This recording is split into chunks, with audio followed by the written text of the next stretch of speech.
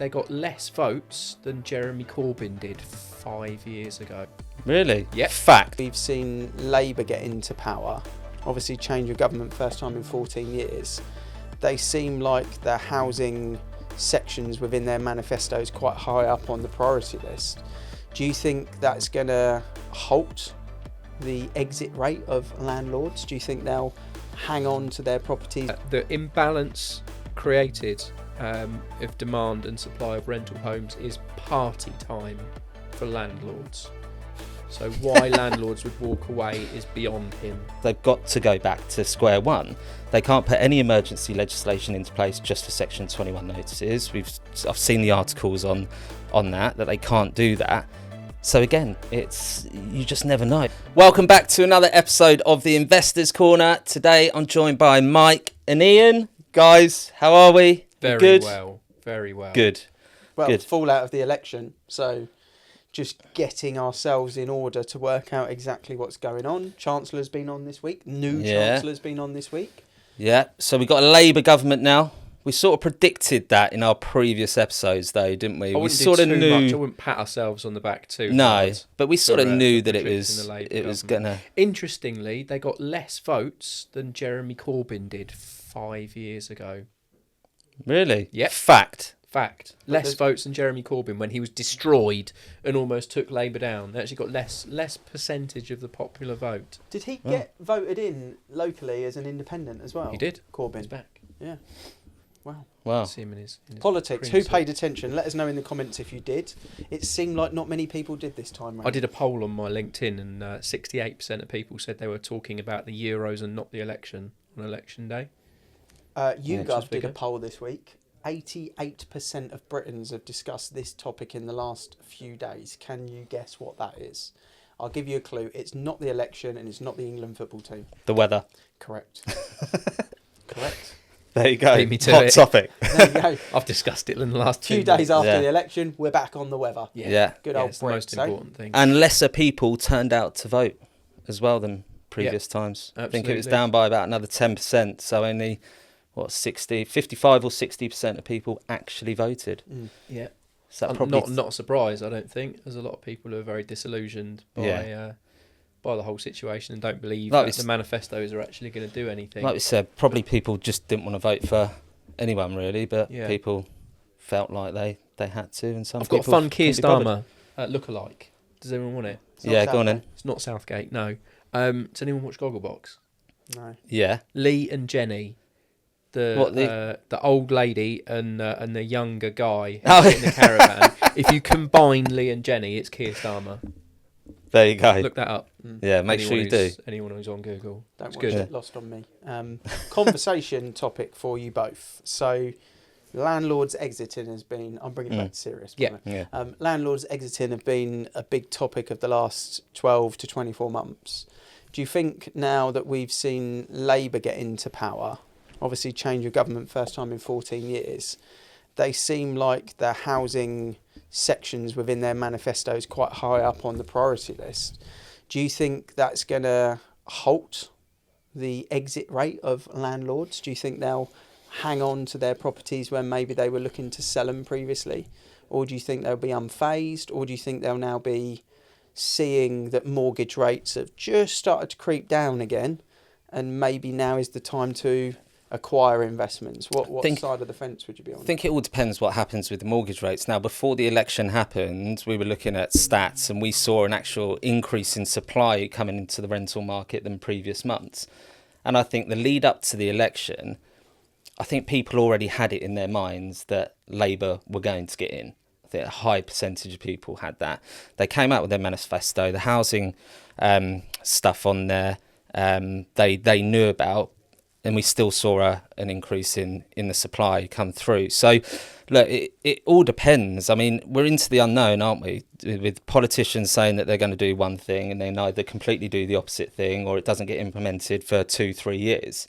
So people are still like, well, what is going to happen? And I think people are just rather getting on with it now than sitting back to see what happens. I mean, if you look at the policies that are in place, especially for landlords, you know, there's some positive things in there, like housing standards and, with the Section 21 notice, it's not a case of that you're never going to be able to get your property back. You're going to get your property back, but certain criteria needs to be met. And if you're a landlord and in it for the long game, and that's what you wanted to invest in, then it's no problem at all for you. There's other things in there, like rent increases and all of that sort of stuff. But again, it's more than likely going to change because they're not going to get an agreement on everything. So they've got to change those policies to make sure that everyone agrees on it so it gets through. Mm-hmm. They said that they were going to scrap Section 21 notices from day one. Well, they can't possibly do that because the Renters Reform Bill didn't get in last time with the previous government, so they've got to go back to square one. They can't put any emergency legislation into place just for Section 21 notices.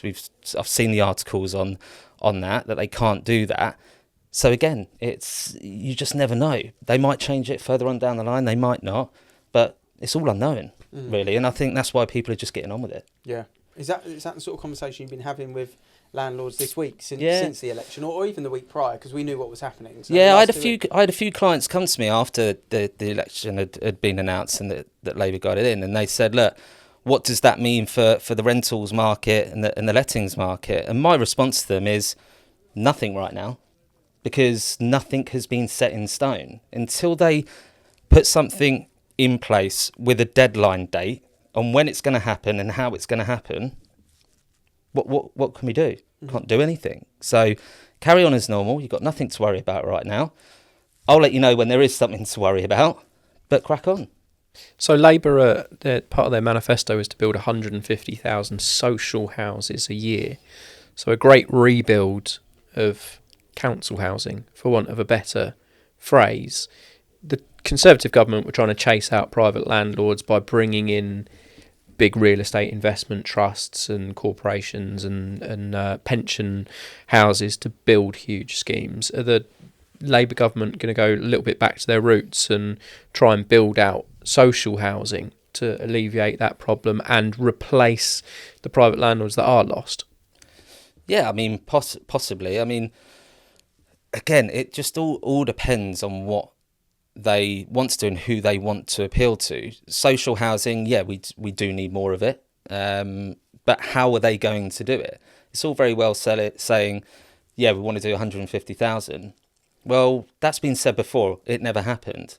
How are you going to get that done? Who are you going to target to get that done? Where are you going to build this social housing? So again, it's just questions, isn't it? They costed that project up at £19 billion a year. Yeah, but where's that money coming from? Yeah, I'm sure. We're already a country. Just cancel track and trace. But we're already a country in debt, and all of these things being said cost money. Yeah. Where is the money coming from? They haven't come out and said where it is coming from. So again, I can say that I'm going to do something tomorrow. I'll just drag it out or not do it at all. Well, I think that's a big part of what happens when someone gets in power. You see this big manifesto, and then we're going to do X, Y, and Z, and then what percentage of that actually happens? Yeah, is pretty minute. It's the wrong way round for the 80-20 rule of life. Yeah, yeah. Politicians follow the 20, not the 80, which is not how you're meant to do it.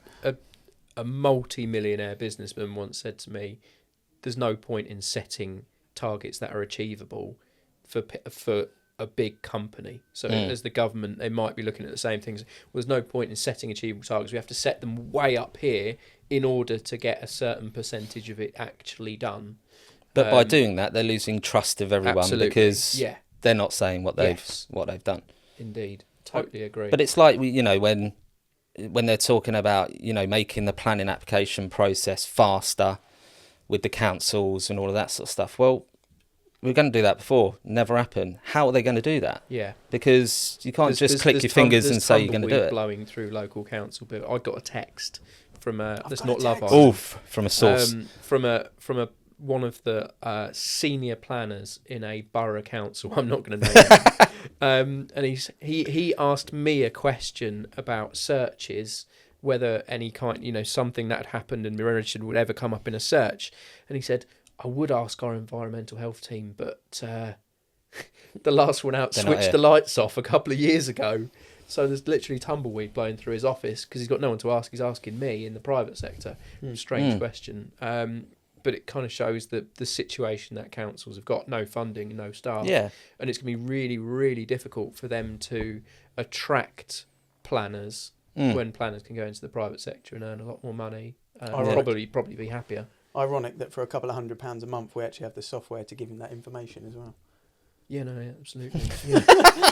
I did give him the answer. Yeah, that's what I mean. Felt bad for him. Yeah, it's not a difficult one. I spoke to an investor today, actually. It's very, very different topic, but he's just sold his personal caravan holiday home that he bought 4 years ago for 60 grand to his business for 80 grand, and now he doesn't pay the £7,200 like park fees for Lovely. it. And he's set it up as some way internally from a business point of view that he can now lease it back to his staff at a discounted rate and make it tax efficient. Sounds like some Nice. creative accounting. Yeah. Yeah, I don't That know is if a his good accountant- account. I don't know if his accountant's aware, but I was like, that's cool. Yeah. Pretty much well done, you. That's good. That's good. But just going back to the planning application thing, if they do speed that up, then I think it's going to be beneficial to the market and the way things are dealt Yes. with, because you'll get your smaller developers then that, you know, buy some houses and then convert it into multiple dwellings and all of that sort of stuff, if we can get that quicker. So you might see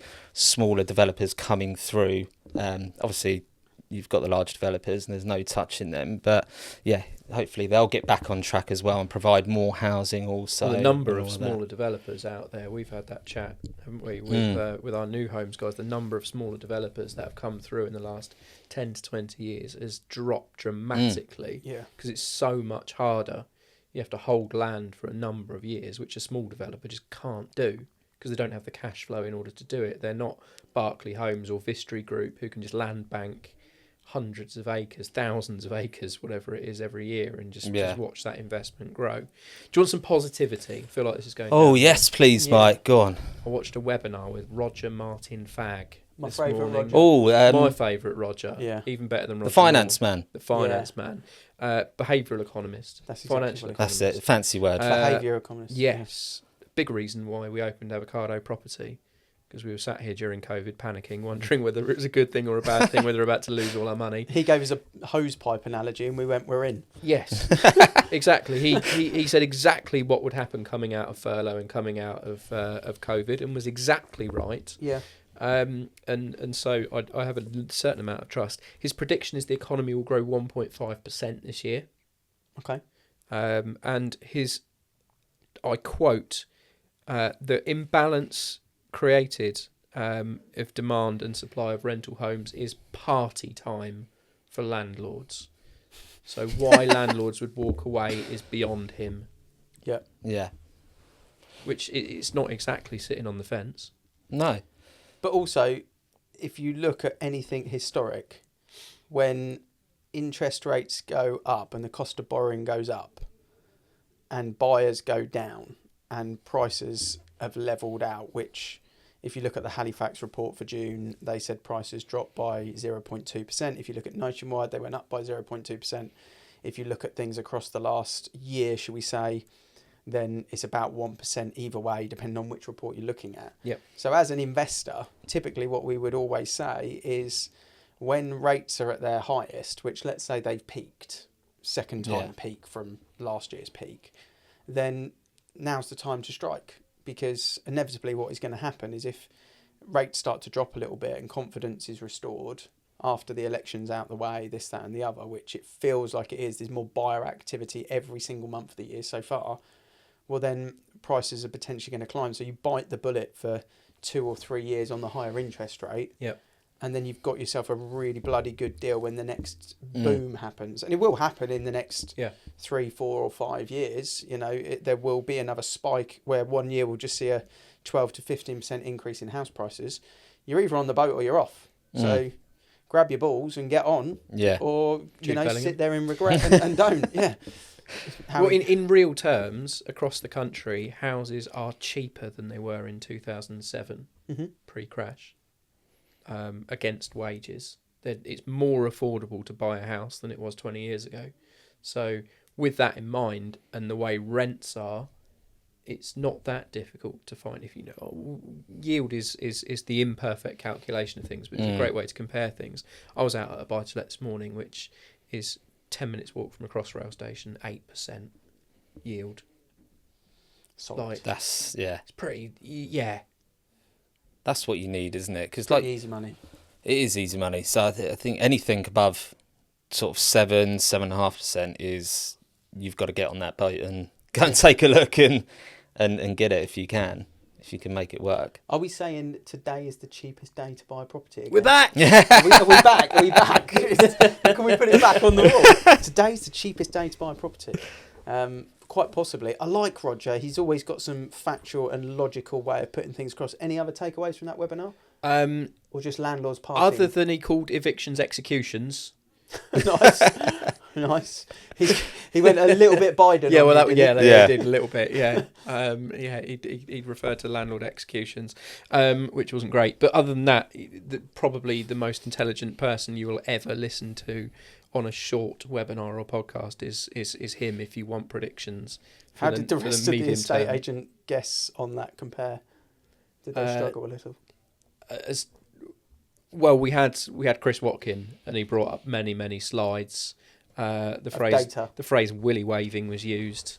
Yeah, he likes that. So the brow was brought down back again after his section was off. But it was good. It was well worthwhile, and it was positive, and it showed we're way up on where we were last year as a housing market. Mm-hmm. We're way over the normal sort of 17, 18, 19 years, as in 2017, 18 and 19, which were considered normal housing market years. It's a healthy housing market. As a business, in the last 7 days, we've sold more houses in a 7-day period than we probably ever have, which shows general elections don't cause meltdowns in markets when it's predictable.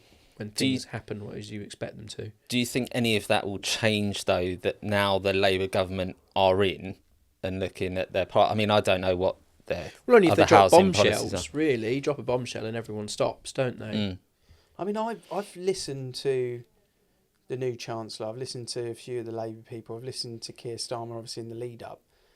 And I don't listen to them and feel like they're talking nonsense.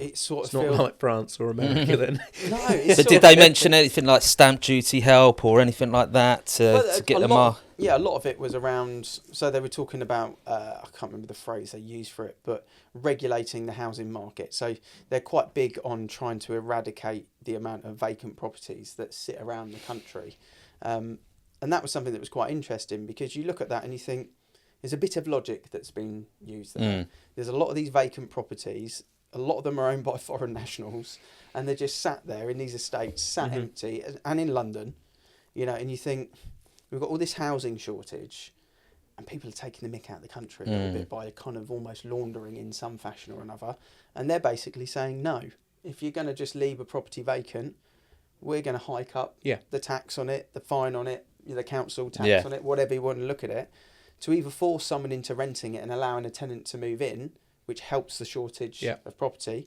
or force you into selling it so someone else can own it and get on with living their family in there. I quite liked that. So if a lot of the stuff that's been said, I've been quite a big fan of. If they can put 300 planning officers in councils, it's a start. Yeah. We'll take 300 tomorrow because they're needed, those planning officers, desperately. And if they do bring in 150,000 social council houses to the country every single year, and it's done economically sensibly to the public, well, then there'll be the right to buy schemes in there somewhere along the lines as well, and it kicks off the market in a nice way to how we want. If you can live there and then own it in 3 years, and then in another 3 years you can sell it, that gives people an opportunity to become first-time buyers in a different roundabout way than they've got potentially at the moment, especially if it's the right type of people that are getting the housing, which is a whole different conversation, but at the same time, something to consider as well. So some of the stuff that's been said seems logical. Again, green belt, grey belt, all sorts of different belt landing, categories that they've spoke about as well. But, we drive from town to town. If you get in your car and drive for half an hour in a straight line, you see a lot more fields than you see houses. So there's places to build on, and it's almost unlocking the regulations and the stop buttons that are being put in place to allow these housing estates to be built that everyone needs, So far, in what I've listened to, I've never voted Labour before. I didn't vote Labour this time, but from what I've heard, I'm kind of okay with it, to be fair. Crack on. Let's have a go. Well, there's nothing you can do about it, so we've got to give it a go. Crack on. But we'll clip that and see where we are in 9 months' time. I mean, we've seen enough.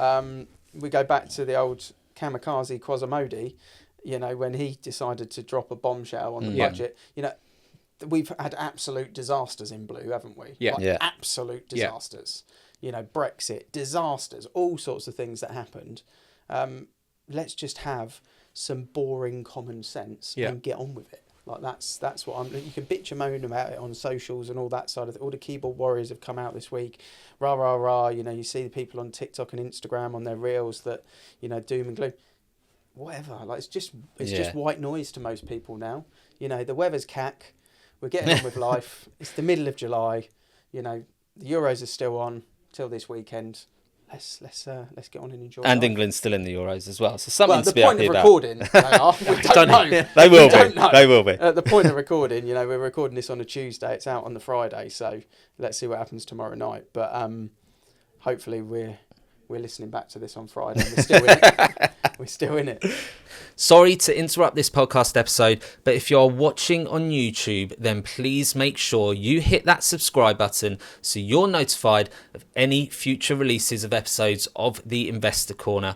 And it will also help other people see it too. And if you're listening on Apple or Spotify, then again, hit that subscribe button. Get notified of the release of an episode of the Investors Corner podcast so you don't miss out on the information that you should be hearing to make informed decisions on your investments. So, as it stands, estate agents apparently have more in their pipelines than ever before, and we're at the tipping point now where if you wanted to have a property in your portfolio or move before Christmas, you would need it done pretty much now. What are the predictions for the rest of the year? What is in to move if you wanted to buy and have the property? If you want the keys, or if you want to move your family, now's the tipping point. Right, we're coming up to those summer holidays. What are we currently seeing with solicitors, like their lead time? What have we got average It's about times? at the start of the year, it's 4.1 months to go from under offer to completed. Okay. It's come down slightly this year. Has it? It doesn't surprise me because the pipelines were days, nothing great, but not even 2 weeks, but couldn't even get a decent holiday out of it. I don't know if 12 days is 2.5 weeks in technical speak, or whether it's less, working days and all that.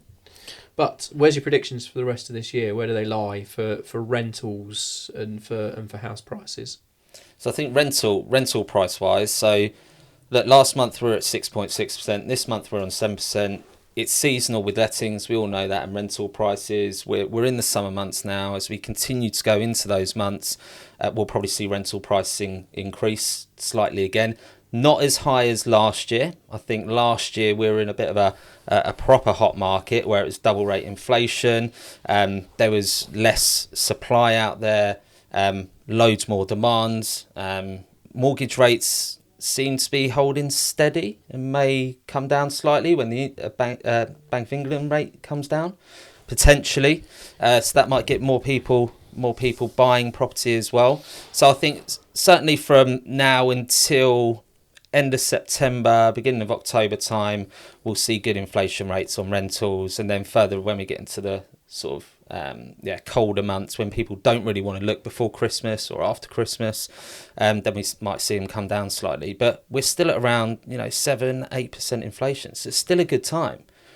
And like I said, although there's more supply coming into the market, although sort of minimal percentages, rental demand's gone down by 25%, but you're still getting 20 people per property that are looking.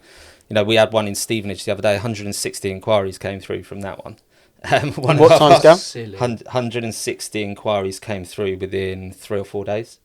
Jesus So, Christ. as you can imagine, the avocado partner was a bit stressed on that one. In the end, Stevenage landlords having a party. Yeah, Stevenage apparently, landlords. yeah. This landlord was definitely having a party.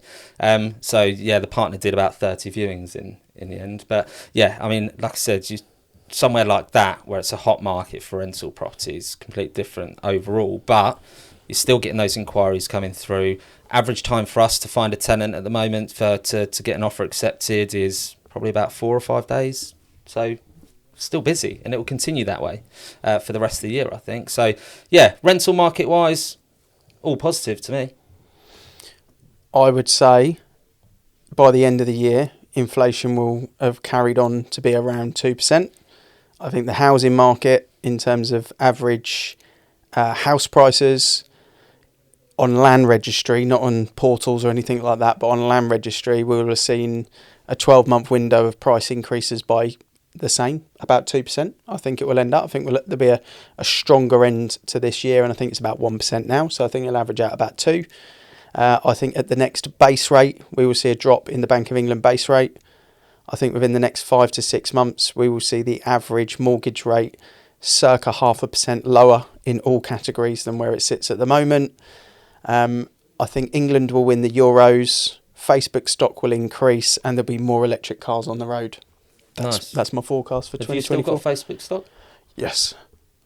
Still running nicely? Yes, it's still my best performer. Lovely. There we go. Mike? So I think the housing market is driven more by bank interest rates than it is politics. We've just talked politics for 40 minutes, so forget what you just heard. I think if interest rates come down, it will fire the prices will go in a sort of correlating way in the opposite direction. So I think today might be the cheapest day to buy a house. If that's true, there's a big rumour that interest rates are coming down in the next cycle, which I'm sure the new Labour government will be absolutely overjoyed by. Come in, interest rates drop, everything looks rosy. It was I just still think it was a funny time to call a general election where everything looks rosy for the next 6 months. Why call a snap election? Why not use those 6 months to build your popularity and say, look how well it's all going, we did this, rather than let a new government come in and go, look how well it's going, we did this. Yeah. So we'll see is the answer, but everything's set fair.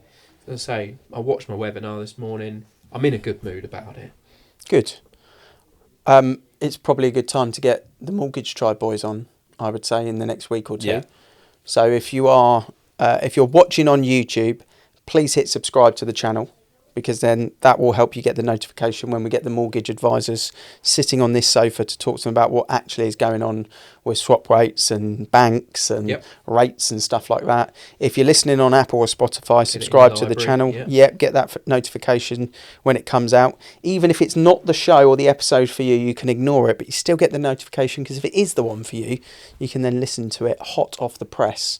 So yeah, please follow. If you've got comments or questions for us, obviously we would love to hear them.